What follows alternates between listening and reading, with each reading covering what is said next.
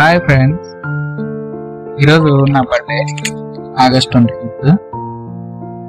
నిన్న వచ్చేసి మా ఆఫ్టర్నూన్ హైదరాబాద్కి వెళ్ళాను నా చెల్లెలు వాళ్ళకు చూడడానికి.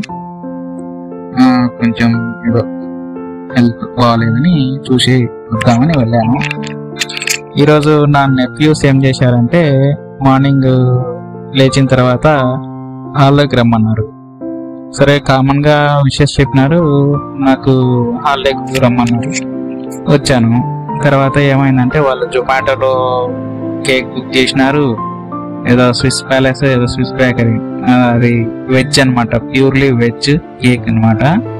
శ్రావణ మాసం కాబట్టి అందులో ఇంకా ఏమన్నారనమాట, చాలా టేస్టీగా ఉంటుంది ఆ బేకరీలో కేకు. సూపర్ ఉందన్నమాట. చూడంగానే సర్ప్రైజ్. అరే ఎందుకు ఇట్లా చేసినారు అంటే కూడా, లేదు మామ చేశాము అని అనుకున్నాను. యాక్చువల్గా నేను బర్త్డే చేసుకోకూడదు అనుకున్నాను, ఎందుకంటే దానికి కూడా రీజన్ ఉంది.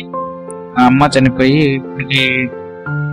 ఇంకా 4 months 5 months అవుతుంది. ఫస్ట్ బర్త్డే అమ్మ లేకుండా, అందుకోసం నేను సెలబ్రేషన్స్ అన్నట్టు నేను ఆగిపోయినాను. కాకపోతే పిల్లలు బలవంతం చేయడం వల్ల కేక్ కట్ చేయాల్సి వచ్చింది. అమ్మ లేకుండా ఉండడం అనేది చాలా బాధాకరమైన విషయం.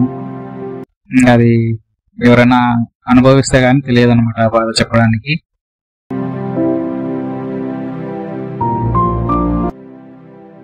అండ్ నేను మా పిల్లవాడు ఇద్దరం కలిసి, నా కొడుకు, హైదరాబాద్ నుంచి ఈవినింగ్ బయలుదేరి మళ్ళీ ఇక్కడికి వచ్చేసాము మా ఇంటికి.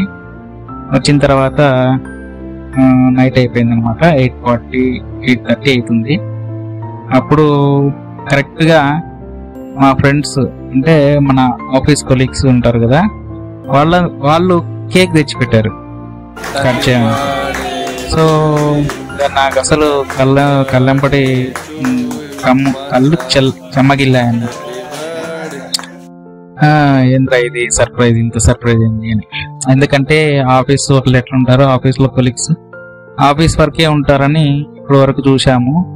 కాకపోతే ఇంత పర్సనల్ గా ఆఫీస్ కొలీగ్స్, ఇంట్లో ఫ్రెండ్స్ లాగా వచ్చేసి మనకు ఇంటి దగ్గర నాతో కేక్ కట్ చేపిస్తుంటే చాలా ఆనంద బాష్పాలు వచ్చాయన్నమాట. సో ఇది ఒక memorable birthday. And on this birthday I reached 10K subscribers, and thanks to YouTube and my subscribers. Thank you one and all. Bye, good night.